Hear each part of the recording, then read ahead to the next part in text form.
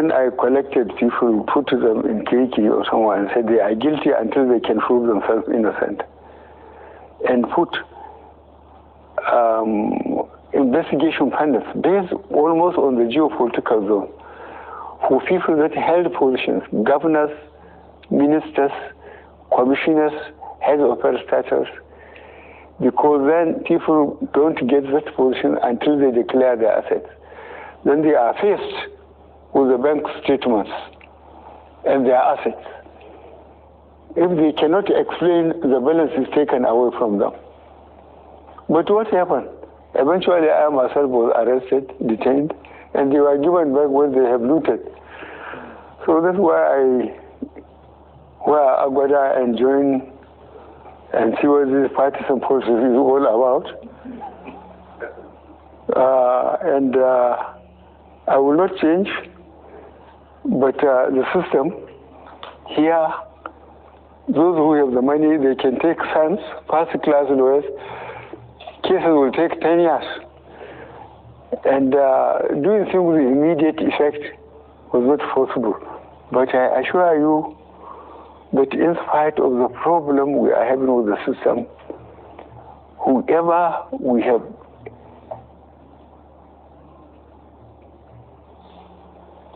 correct intelligence that he's not being very accountable, we ease him out. We don't give it too much publicity. But I assure you that those who are responsible, who are holding responsible positions, know that we don't tolerate corruption. Shekau is reported dead. Does that give an opportunity for us to zero in and consolidate and secure the Northeast? The problem of the Northeast was very difficult. The governor, the present governor, is working very hard. He's taking a lot of risk. And I asked him, this Boko Haram, is it our people, is it Nigerians or people coming out? He said they are Nigerians, most of them. They are Nigerians. As I said, the only way we got them around was that you can't kill innocent people and said God is great. That worked very well, but I think we have a problem of unemployment. We have a problem of a lot of youth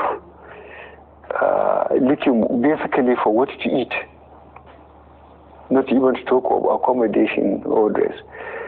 The level of poverty is almost unimaginable. So this is a problem. But those who are really keeping in touch with what we are doing, they know the difference between the time we came in and now.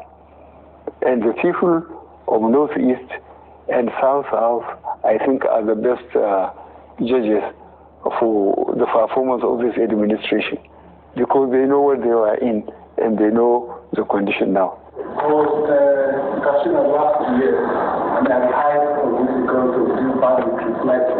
This because it has moved from the Northeast to the Northwest. Who can no longer go to farm. How do you respond to this one of this time in the clearly banditry in the Northeast? Well, I had series of meetings. You know, the whole security apparatus was changed, as you know. All the services and the IGs went. The ones that succeeded them had been part of the system. So we had series of meetings with them, at least 3 meetings, each one lasted more than 2 hours. Firstly, I allowed them to go around, you know, and see the position on the ground. They made changes in their offices and commands and the men. And we told them that we want confidence to be rebuilt. As you observe, people to go back to the land so that we wouldn't have food problem. And I think that is being done. We are giving it less publicity because we don't want to make them aware that we are taking them head on. But I think those who are in the field know they've been suffering a lot of casualties. And we stopped, for example, mining in Zamfara State. We expelled the foreigners, and we are talking to the government, although he is not in the federal government party, but we want to secure Zamfara, Sokoto, and so on. And you mentioned Katsina and so on. But the important thing is the question of local security apparatus. We have police in every town. And I've been talking to the police, trying to push them as hard as I can. They don't wear uniform and sling their rifle just to intimidate people, but to make sure, if necessary, they use it to bring security. In the northeast, you know what was happening. In the south, you know. I too was almost overwhelmed by what is happening in the northwest. But we are treating them as criminals now. They are experiencing a lot of casualties. They will not say it because they don't want to demoralize their recruitment constituencies. But they are suffering a lot of casualties. We know that. Mr. President, still on the issue of security. Yes. Each zone you would have witnessed has sort of taken matters into their own hands with different kind of security apparatus, like the civilian JTF, Amotekun, and what have you. Has the time come to now formalize state police in Nigeria? I have seen, or I have been reading it in the newspapers. Those of us who are old enough to know the old NA police and so on. That time, the traditional institutions leaders were very effective. In each community, you know, I will give you one example of recent. Two governors from the southwest came to tell me that the cattle rearers in some of the forests there have killed farmers while their cattle were eating on their crops. So I told them, you campaigned to be elected, and you are elected. He said, yes. I said, go back and sort out yourselves. Because there has been a system, as all of us here could recall, even though local government, when there are security at each level, at local government and state, it consists the traditional leaders in that area who have been there for generations. So they know all the crooks in their locality. Then the police, then those who come, whether they are cattle rearers or influential traders, they are part of it. They meet either monthly or quarterly, you know, and discuss the security within that level. If it is above them, they pass it on. So I told those governors to go back and go to the old system so that they will have intelligence. They will know what is happening in their constituencies. They just can't go around and win election and then sit tight and think somebody will do their job for them. I just send them back. Mr. President, the 17 governors in the southern part of the country recently called for restructuring. They also announced a ban on open grazing in the southern states. But despite that, the Attorney General of the Federation, Abubakar Malami SAN, said they didn't know what they were talking about. What exactly is your own opinion on open grazing? What steps are you planning to take to put an end to farmers' herders' clash? You want me to contribute my Attorney General?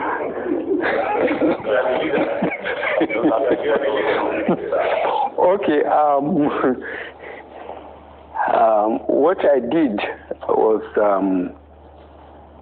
ask them to go and dig the Gazette of First Republic when people were obeying laws. there is cattle routes and grazing area.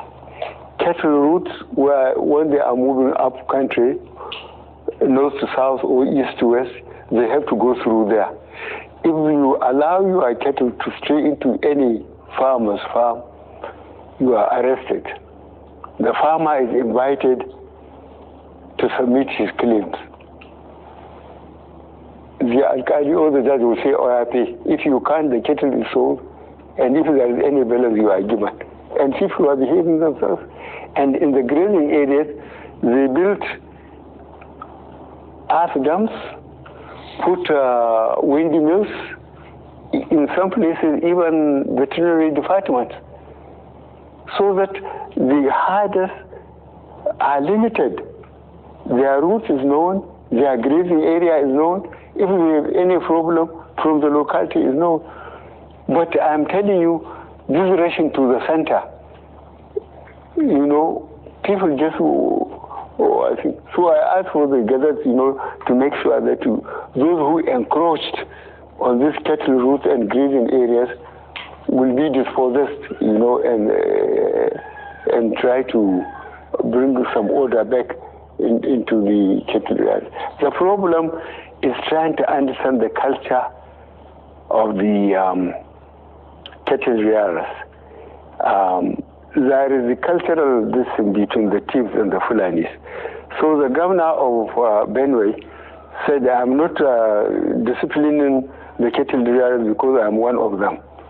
I cannot refuse to say I'm not one of them, but he's been very unfair to me. And I told him that the Nigerian cattle rearer was not carrying anything more than a stick, sometimes with a machete, to cut some trees and give it to you anymore. But those sophisticated ones, they are good with AK-47. So from all the Sahel areas, people rush to Nigeria, you know, and Fulani from Mauritania or from Central Africa look the same. So they think they are Nigerian ones. And I assure you that we are trying to resuscitate these cattle routes, grazing areas, and make them accountable. And then this cancelling of taxes. Ordinary people like it, but the problem of accountability, you know, when taxes are being paid, people are behaving themselves. But now without taxation, people are doing what they like. That brings us to the question of power devolution. All these taxation things, these were things that were working before corruption. So they are no longer working because of corruption. And that's why we are talking about restructuring the federation to make it work. And it was part of the APC manifesto in 2015. I mean, what is your position now on devolution of power? Devolution of power, you have to define it. In the legislative list, take some of the things to residual and keep a few in concurrence, and have a strong defense in the center. Well, virtually, local governments are virtually killed. You know it? Yes, sir. The 3 tiers of government, federal, state, and local government, if they are being followed properly, we wouldn't have all the social problems. But the problem is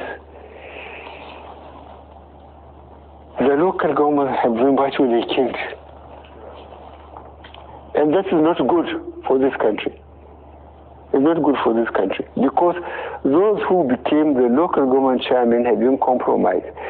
If your local government is, say, entitled or is supposed to receive 300 million, a letter will be prepared for you to sign that you have received 300 million and you are given only 100 million.